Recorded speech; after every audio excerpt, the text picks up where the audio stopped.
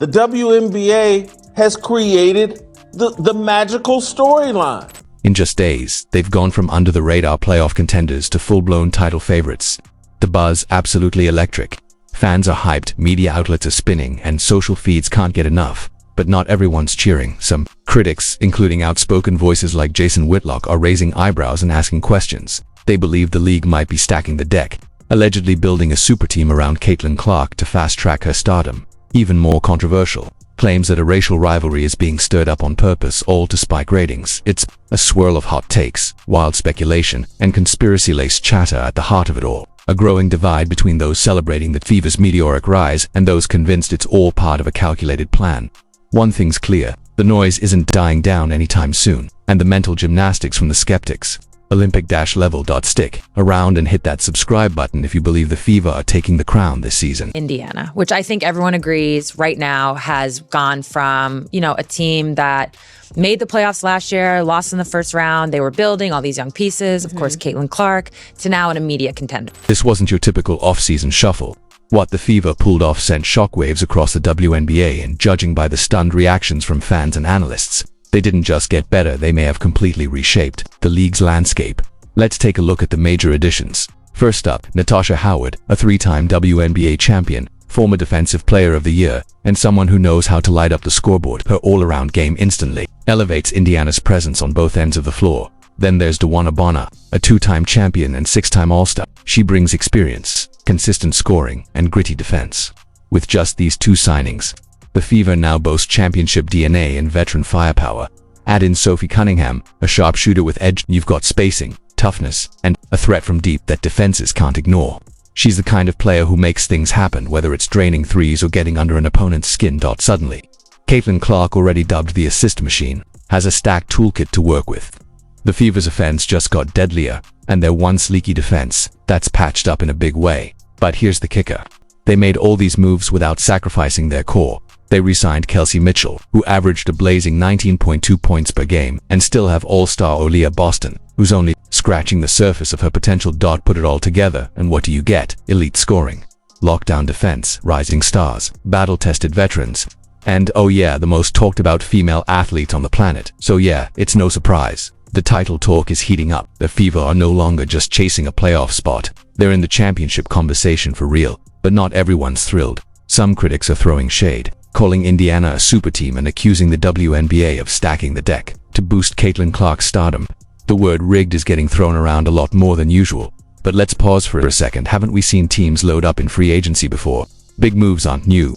What's new is the reaction. And this time, it's louder, messier, and wrapped in all kinds of wild theories. One thing's for sure, the Indiana Fever are no longer just a rebuilding story. They're a full-blown WNBA powerhouse in the making. And whether you're a believer or a skeptic, you'll want to keep your eyes on this team because something big is brewing in Indiana. WNBA has manipulated their offseason. Critics aren't just raising eyebrows, they're raising suspicions.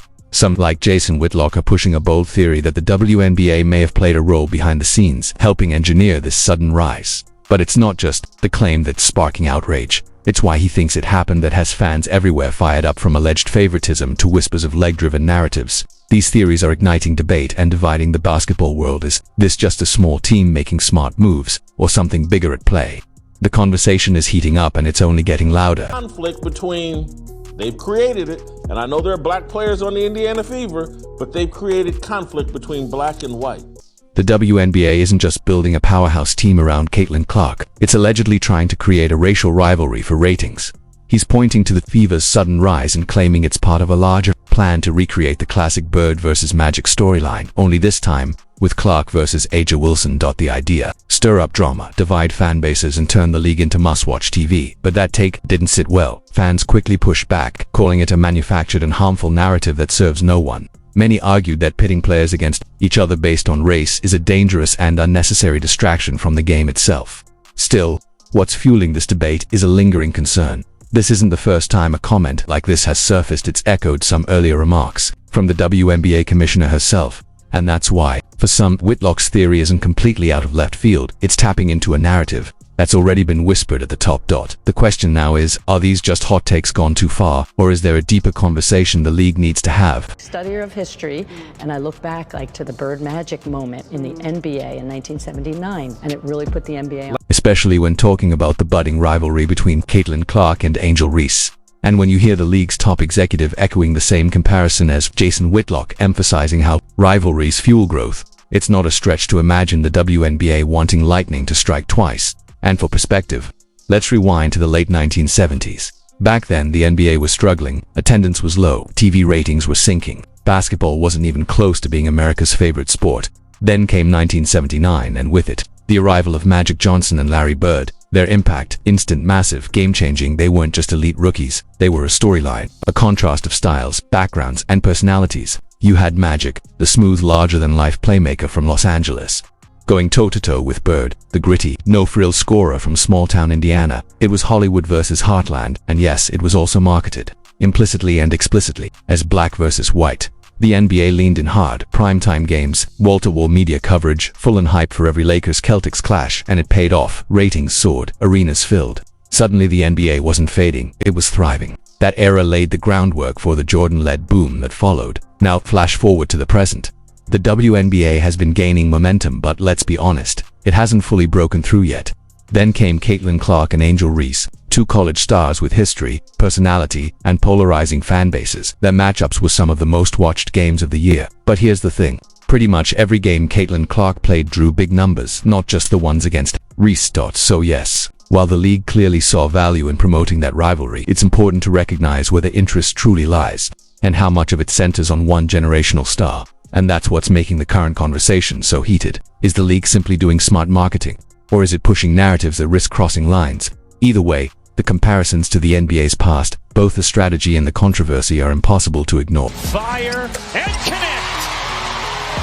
As the WNBA season rolled on, one thing became clear. The Caitlin Clark versus Angel Reese rivalry just didn't hold up. Sure, it had all the hype early on, but when the games started, so did the separation. Clark was putting on a show, breaking records and averaging nearly 23 points a game after the Olympic break.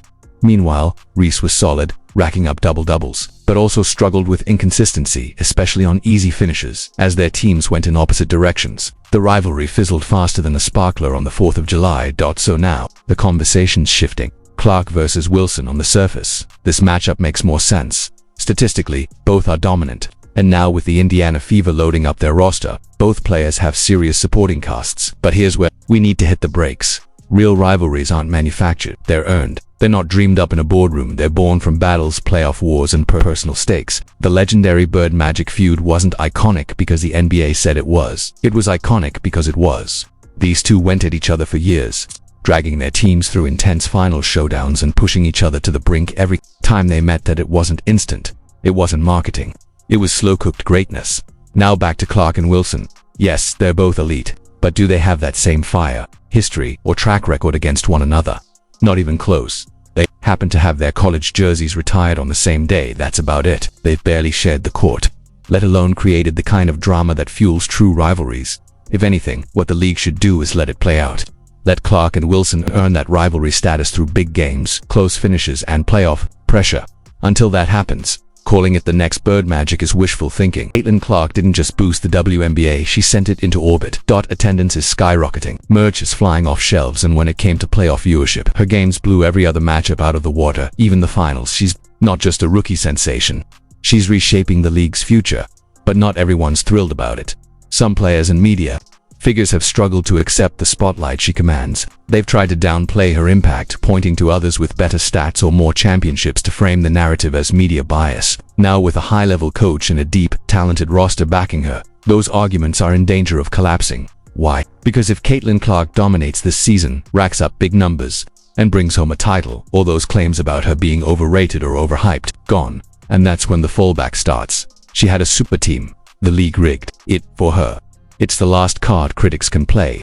But here's the truth. The Fever upgraded their roster and players chose to come to Indiana. Why? Because they want to win. And Caitlin Clark gives them that shot. After what she did last season, can you blame them? Whether you're a fan or a skeptic, one thing's undeniable. All eyes will be on Caitlin Clark and the Fever this season. If the offseason buzz is any sign, we're in for a historic ride. If you made it this far, Drop A in the comments. I want to thank you personally for rocking with me. See you next time.